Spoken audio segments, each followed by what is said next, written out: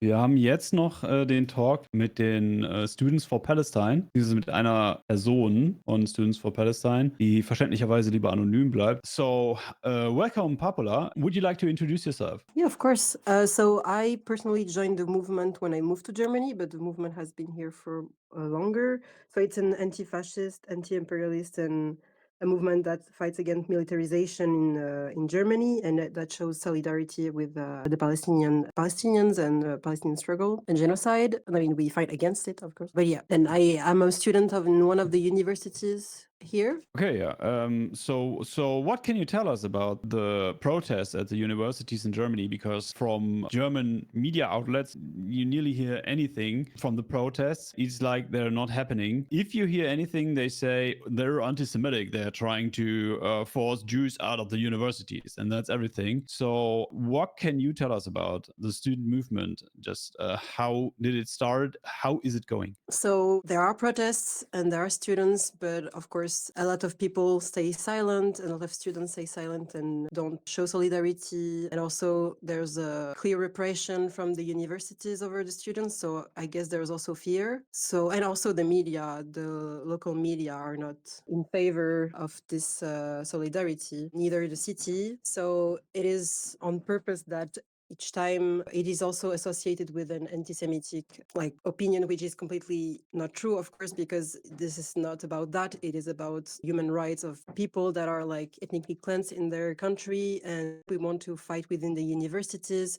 because they are complicit. Yeah, from my perspective, I once was a student as well. Universities should be the place for leftist thinking, should be the place for solidarity with the suppressed, should be the place where people have an open mind and want to support the oppressed people in this world. And I see that in the American student movement, which does big protest camps and big protests in general, occupies buildings in the universities. But I don't see that in Germany as at all. So what can you tell us about? Is it me who is just not recognizing it, or is there a reason behind that? It is also so when you occupy a building, you also want to be a lot of people. And so we are also not a very big movement compared to other cities in in the US, but afraid of the consequences of doing that. And so they don't want to take the risk also because a lot of people in our movement are not necessarily German. And so there can be a risk of deportation. And so there has been people that are being put on trials and risking deportation. So and also they're getting stricter with laws and trying to silence students from having any political opinion within the universities, especially TUM, and that is the technical university. And we actually tried to have a dialogue, an open dialogue that was publicly announced with them, with the TUM administrative, professor, administration, staff, and so on, was announced. And we went to the place of meeting, and actually security within the building was inviting us to go to this room. And then like an administrative of TUM came and said the dialogue was over, asking us to leave. And we tried to leave, and the police was already there within like 5 minutes. And they were blocking us from going in or out this room for 3 hours. Students were blocked there. So that's also a way of clearly saying that they don't want to talk about it. They don't want to stop these collaborations. They want to silence us. There is no room for discussion, and that they don't want to end their collaboration. They have, for example, there's a whole report written by another group of academics called Academics for Justice. They went through a lot of collaboration from TUM and LMU with Israeli universities that are involved with any militarization that plays a role in the genocide or in illegal settlement, for example. There's a collaboration between like a campus in here called Ottobrunn campus with Ariel University, and it's happening in an illegal settlement, for example. So and we tried many times to talk with universities, and dialogue was basically not possible. So I think there's a lot of repression from universities, and people are really afraid. And It's also a lack of people, and yeah. How do they justify that they don't even have the dialogue? How do they justify to call the police and block you into inside a room and so on? They want to. They claim that the university are a place that should remain apolitical, which is crazy because I mean, when we look at history, this is the place where a lot of political actions started, and that were joined, for example, with workers. If we think about '68, that was the case, and they basically want to hide the collaboration. And sometimes when they were put in the report, the offers were deleted from their accounts. So yeah, basically they don't want politics to be talked about in the universities. Because then they have to be transparent. They have to students would have more power, and which they don't want to. They don't want us to have. And do you, from your perspective, is it just laser focused on the Palestinian movement that they say we as a university are no room for politics, which is a crazy statement to be honest?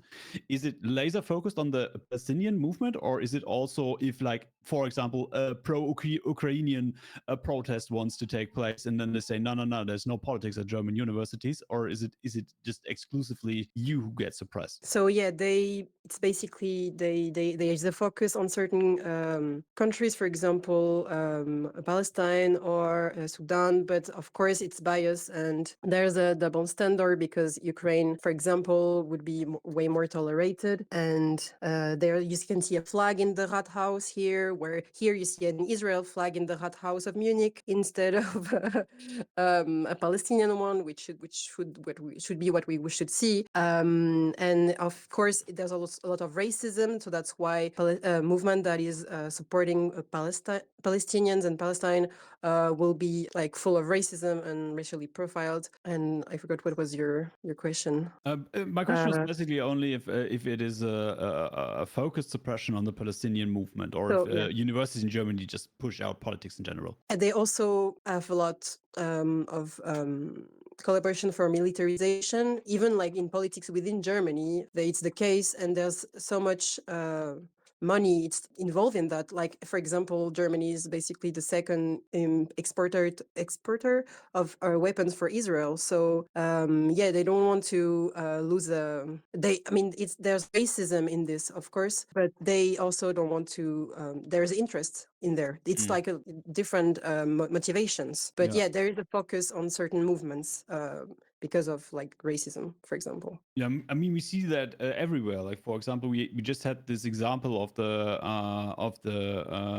Bundestag, where one of the members wore a Palestine shirt. This was just a gray shirt with Palestine written on it, and she was just thrown out of the Bundestag. While when you wear a pro-Ukrainian shirt, there's no problem, or if you wear an Israeli flag, that's no problem. But if you just have Palestine written on your shirt, you get kicked out of the Bundestag. And so this is just another. So the student movement faces basically the same double standard of suppression. And what do you think?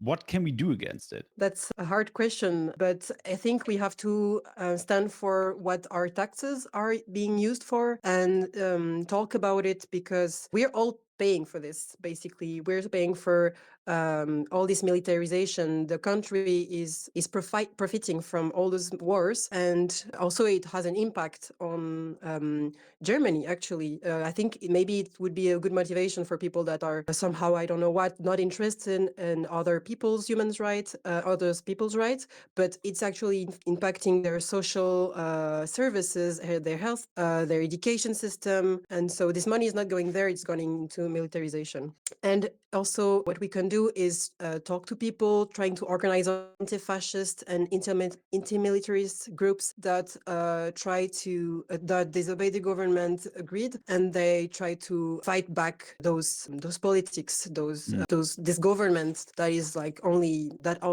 is motivated by interests. So you already said that one of your big problems is that you're low in manpower. So how can people, if they're a student at a German university, how can they join your organization? So we have an Instagram. Maybe I don't know if someone in our group can put it in the chat, but we can also. But it's Uni for Palestine. And if you want to join our movement, Uni for Palestine with underscore and MUC for Munich. And so you can just message us, and then we have open meetings. And then you can come, and in those meetings we organize, we talk about what actions we want to take, what is happening here, and come to protest, organize the protest. There's other groups that are not students group that we work with. Yeah, and we also sometimes are present in the universities. So according to if there's protest, we're also present there. But yeah. Basically, the easiest to reach us is to contact us in our Instagram. And is there also a way to support you financially? Yes, on our on the bio of GoFundMe, and then there you can do a donation. Yeah. Okay. Yeah. Great. But it's So it's linked in the Instagram account. And yeah. I'm so sorry to interrupt, but I mean, I think if there's donation to do it, it is better if they're done to projects to like humanitarian projects or any project related to Palestinians. Yeah. Okay. So what is your daily work? Can you if people join your movement, what are you doing? What actions do you do? And yeah, what is your daily work? So basically, the main things we have are meetings, protests, and we also have an info stand that we have every week where we gather donations to Gaza, and we also invite speakers and to talk about not only, and we also do workshops, talk about their, like for example with Mohammed. Also, we already had contact with him, and we try to share their struggle with other people, and some people also try to work with union. We do research to show the complicity of our universities. We have demands where we want them to be transparent and stop their collaboration. Yeah, I think that's the main thing. Those are the main things.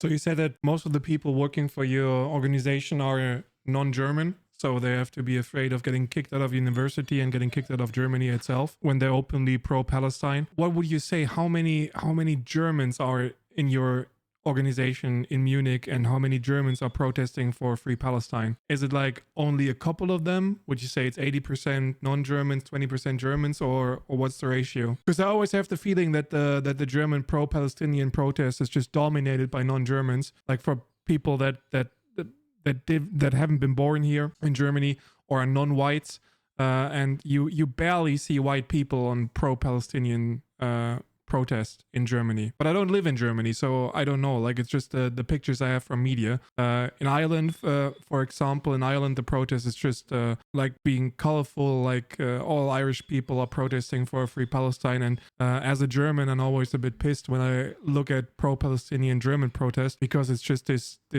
you barely see any whites. So within our movement, I would say 20 to 30% are German, and the rest is international. And also, I think there's a reason, and it's also the same in protest. I don't know about the percentage, but it's mostly international people. And it's also about, I think one of the reasons is that the educational system, and also, yeah, it's a very depolitizing students and throughout their life. And so they don't feel like it's their concern to fight for this, as if it was someone else's problem. And actually it is also, it is a global problem. And I have a hard time finding reasons for Germans to protest for free Palestine or against genocide, and giving them reasons why they should do it and what they can get from the protest. Because it's like, just if you call yourself a leftist, you have any leftist values, in yourself, and you have internalized them, and there's just no way for you to not protest against genocide. There's just literally no way. So I'm very disappointed when it comes to the German population, when it comes to the German pro-Palestine protest, because it's just barely an international audience. It's just barely those people that have so much more to lose than a white German. And you don't get them on the streets, you don't get them in the organization. So maybe that's something we can change in the future. Just have the courage as a German to stand up for what you believe in.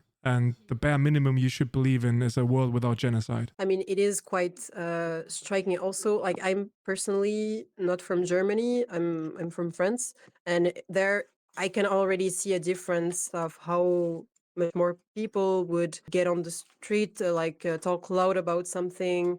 And also in throughout history, actually, I think it is not only now; it's also even was the case already in the past, but I think it's also the case in other countries. But here, yeah, it's striking, especially because Germany has such a big role in this, that we should be doing something definitely. Yeah, I think there's a lot of time the excuse that of the past of the Second World War, but I think it's because especially of this that we have to do something to not repeat history, and people don't realize this, and or they don't want to see this. This is like they are taught to not care about this, and it is very disappointing. And a lot of people call themselves leftists, where clearly their stand doesn't reflect this position. Yes. So one reason I think for many people who are afraid to join pro-Palestinian movement at the universities is the narrative that the pro-Palestinian uni movement just structurally kicks out Jews out of the uni and blocks Jews from participating in the seminars and so on. What do you say about this narrative that the pro-Palestinian uni movement is anti-Semitic and tries to structurally kick out Jews from the universities? Well, first, there are Jews in our group, so that doesn't make much sense. But it is also a way of instrumentalizing this anti-Semitism and trying to make us look what we're not. We are fighting for human rights, and if it was not a Jew state, it was any other state that was doing the same, we would be fighting against it the same way. So I think this is a lot of the media and the governments are always associating us with that, to make us look to diabolizing us. Sorry, but yeah, to make the movement like we're excluding people, which is not the case. I think it's also about mixing up anti-Zionism and anti-Semitism, which is nothing. It's not the same at all. And we are fighting Zionism, but yeah, I mean, Which is we the have not. reason for the discrimination of the pro-Palestinian protest, because the German government has a definition of anti-Semitism which strictly includes anti-Zionism as anti-Semitism, which is a big problem because the police is orientating itself on this, and the whole law system is orientating itself on this stupid definition, and also the universities are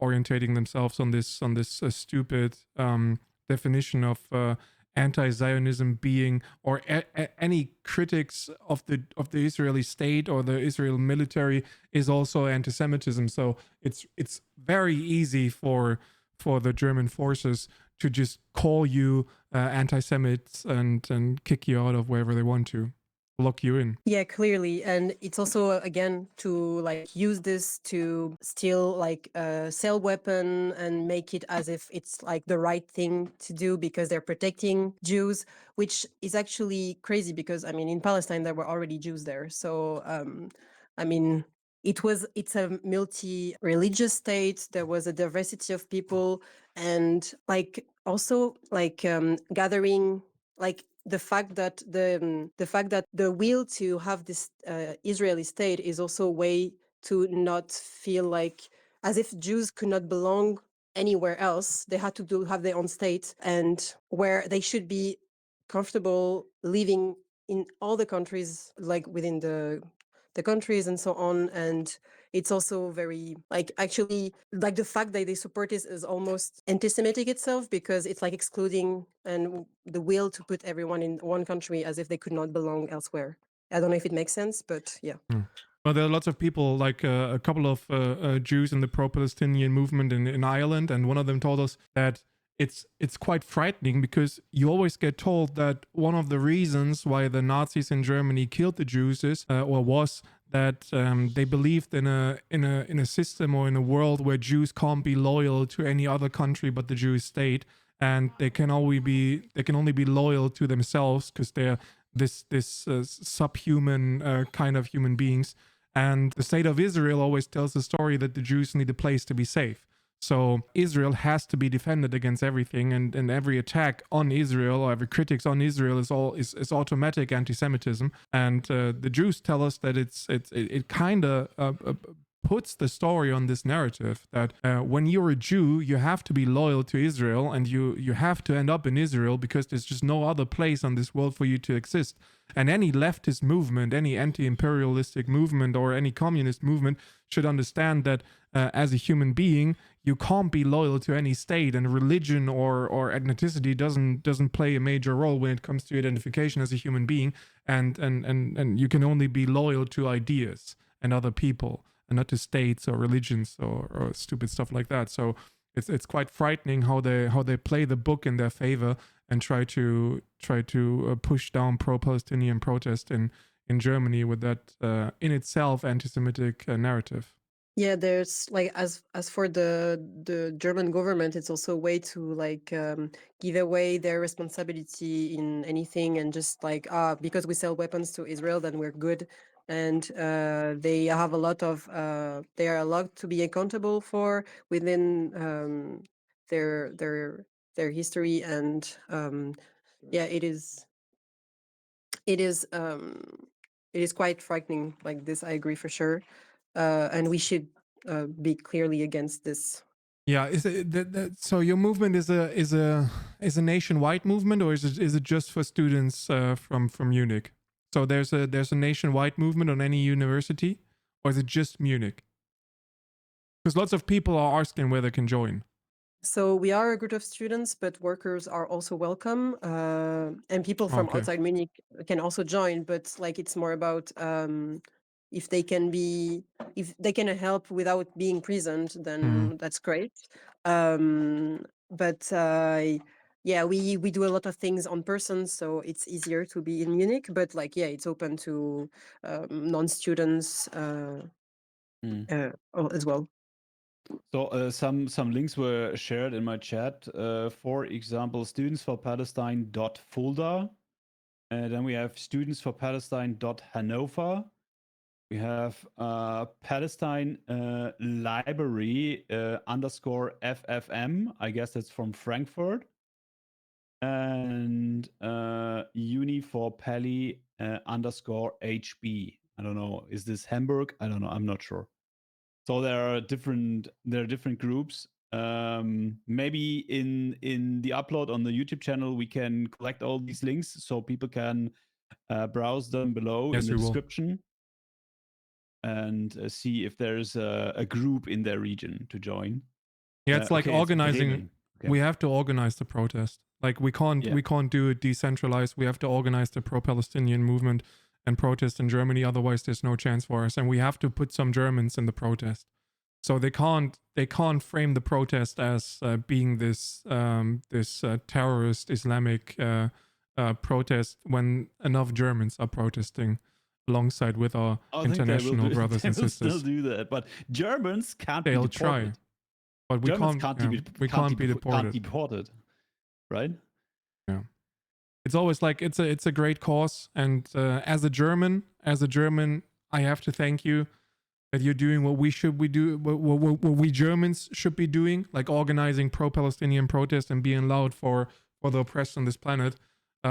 Is there anything else you want to say to the audience?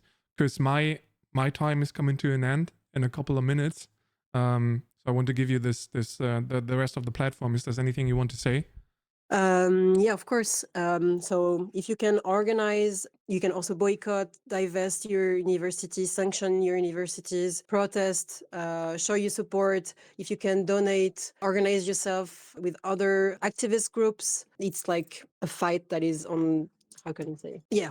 Sorry, a word is not coming into my mind, but yeah, basically stay active, don't stay silent, join movements, if you're in Munich, join our movement. You can contact us on our Instagram, and don't be afraid to stand up for what you think is right, and don't stop fighting back. And yeah, free Palestine. Yes, I can just subscribe to that. And I'd like to add that a society with apolitical universities is basically brain dead. So, Yeah, so like that's true. It's just like you said, like every political movement, any social progressive movement in the past was born in universities, at universities. It was always been the academics who are leading the charge and putting their time. It's like when you're at a university and you're an academic, you are the privileged ones of the society. And this is how you use your privileges. You sit at a university, you got a bunch of time, and you put that time to a place where you can help people that need help. So an unpolitical university is like basically the direct opposite of what a university should be. Like universities are political. And if universities are not political anymore, we can just close that whole place. Universities who are apolitical are just basically institutions who should produce workforce and no more, no less. So if you are a student and you are at one of these universities who claim to be apolitical, just stand up against this, organize, join political movements, and be part of the brain active side of the society.